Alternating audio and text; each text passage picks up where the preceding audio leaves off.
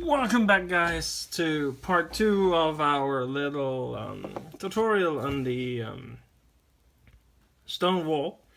As you can see, we have a stone wall, and as you can see, it goes all the way around here, all the way up here, across along the steps. Now, as you can see, when you look at the wall, you can actually see the clay in behind the stones, which is not really realistic. So, what way do we have to make this go away? Well, we have this plaster of Paris, and we have this water with some dishwashing soap in it, dishwashing liquid. Why dishwashing liquid? Well, water has a very high surface tension, and if we use water with no dishwashing liquid in it for this task, it will just start to pool on top of what we want to do with it, which is, and I'll show you guys, we use this little spatula here, and I need to just move this back just a tiny little bit more, like so I can get the camera up in here a bit more stable, like so. And we use this little spatula that I showed you, like there, and we get some of the plaster of Paris on our spatula tip, like so. And then we move it over the area where our wall will be. And then we just try to flatten this as much as possible, but no worries. It doesn't need to be perfectly flat. Then we repeat this process because we want to be able to cover a bit more than just a couple of inches that we did there, or centimeters. You want to put something underneath, like I have with this little piece of paper, just so it allows us to prevent the plaster to fall on our working surface and clutter up the place and mess up the place. As you can see, we now have a brush and we have some of the water with the dishwashing liquid on it, and then we apply it on top here. And as you can see, the water will soak in to the plaster, and we can of course use a bit more. And the water will soak into the plaster and create a nice kind of mortar-like liquid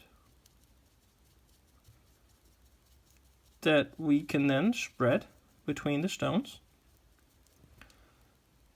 which is basically the exact same way that they would do in real life, just on a larger scale, and of course they mix it before they apply it. And as you can see, this allows us to neatly cover the areas between our stones. And we need to continue to spread it because it needs to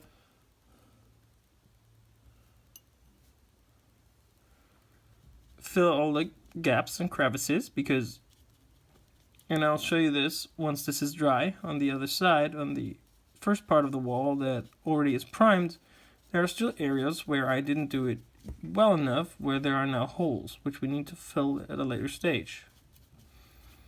Alright, as you can see, the top surfaces of our stones are mostly intact, which is a good thing, because it means we don't have to go in there and clean them all up. But we want to clean it up a little bit, because the plaster will of course clog the surfaces of the stones and make them look a bit messy.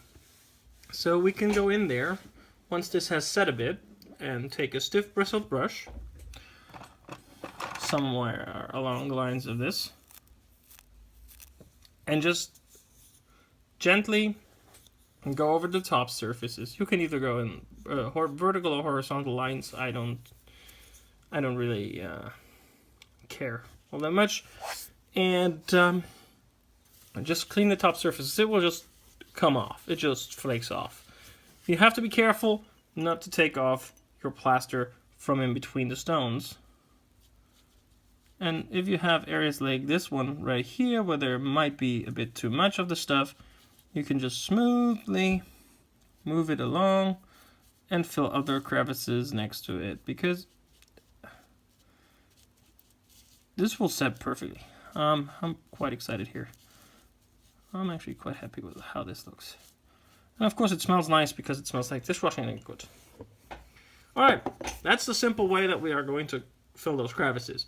This takes an hour now to dry, and I won't be leaving you with this for an hour now, so I'll end this part of the video right here, and then as soon as this is dry, we will come back for a short third episode.